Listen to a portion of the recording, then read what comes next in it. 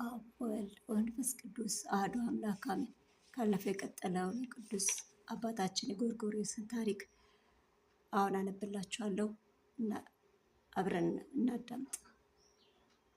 ታላቁ ወንድማቸው ባስልዮስ በእናቱ ምክር የተነሳ ዓለማዊ ሕይወቱን ትቶ ከነሲስ አጠገብ ባለች ቦታ የምናኔ ኑሮ ወጠነ። በኋላም ጎርጎርዮስ ዘእንዚናዝስ የተባለ ጓደኛውን ወደዚህ በዓት አመጣው። ባስልዮስ በግብፃውያን መነኮሳት ሕይወትና ትምህርት በመሳቡ ወደዚያ ተጉዞ ለተወሰነ ጊዜ አብሯቸው ኖሯል።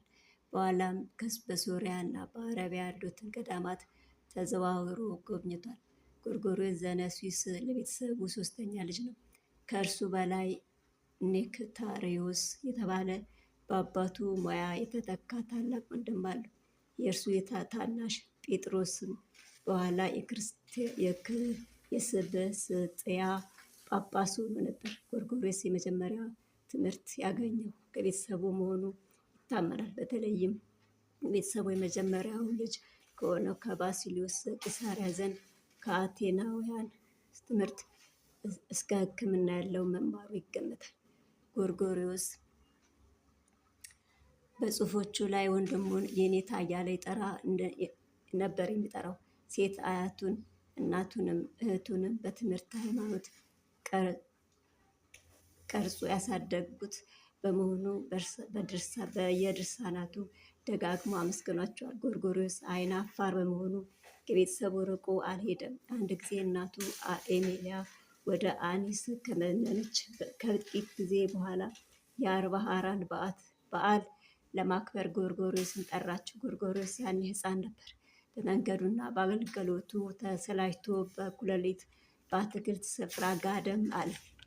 በሕልሙ ሰማዕታቱ ተገልጸው በመሰላቸቱ ገስጸው በበትር መቱት። ሲነቃ በጸጸት ተሞልቶ ነበር። ከዚያ በቤተ ክርስቲያን ውስጥ አንባቢ ሆኖ ማገልገል ጀመረ። ከተወሰነ ጊዜ በኋላ ግን የንግግር ጥበብ በመውደዱ አንባቢነቱን ተወው። ወደ ሲቪል አገልግሎትም ተመለሰ። እህቱ ማቅሪና ባደረገችው የተጋ ውትወታና ምክር የሲቪል አገልግሎቱን ትቶ ወደ ገዳማዊ ሕይወት ተመለሰ።